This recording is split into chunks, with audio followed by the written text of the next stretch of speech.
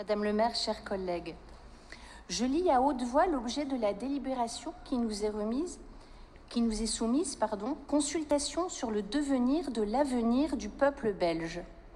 Je pourrais m'arrêter là, c'est sur le devenir de l'avenir du peuple belge, patrie fondatrice du surréalisme, que nous allons donc délibérer. Je pourrais d'autant plus m'arrêter là qu'au fond, tout était dit avant même que le vote n'eût lieu, tant poser une question et souvent y répondre.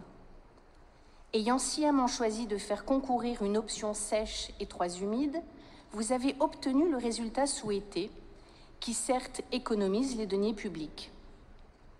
Les 27% de participants, partisans de l'aridité, ont vaincu sans péril, et disons-le sans gloire, les 73% de la fraîcheur recouvrée. En d'autres lieux, d'aucuns prétendent gouverner seuls avec 31% des suffrages exprimés. Vous faites mieux encore, et la seule question qui taraude est la suivante: pourquoi faire mine de vous désoler de ce que vous avez provoqué? Serions-nous en d'autres circonstances que nous citerions Bossuet, Dieu se rit des hommes qui déplorent les effets dont ils chérissent les causes? Comme les 73% des partisans véritables de la fraîcheur, du biotope et des milieux humides, que vous évoquez pour mieux les assécher, nous sommes évidemment déçus de votre triste victoire. Comme également les représentants de la MEL, les élus lillois snobés, les bénévoles acharnés de l'association Renaissance du Lille Ancien, toutes celles et ceux qui auraient pu s'exprimer dans des réunions publiques et contradictoires, au cours desquelles il aurait été possible de vous interroger sur les participations et subventions éventuelles, ou encore la manne touristique potentielle, qui ont soigneusement été omises lorsque vous avez évoqué des coûts prévisionnels faramineux afin d'influencer les votants. Vos mandats précédents furent minéraux, le très probable dernier sera celui de la prise de risque minimum. Il sera aussi celui qui aura vu éclater coûteusement la bulle de savon de vos déclamations démocratiques.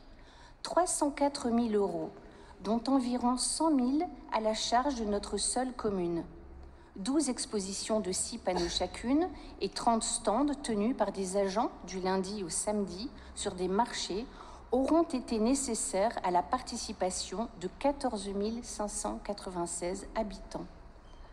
Quand le fumeux droit de pétition locale que vous avez fait adopter le 5 février 2021 nécessite de recueillir la signature d'un cinquième des électeurs, soit 25 725 d'entre eux.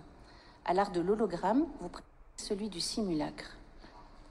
Reste l'usage à venir de cette agora dont vous laisserez la trace. Dans un article daté du 24 juin dernier, Médiacité évoquait la friche Saint-Sauveur, autre lieu d'exercice de votre démocratie, pour y relever la présence de migrants dormant comme ils le peuvent, de malheureuses prostituées et de divers trafics de drogue largement impunis.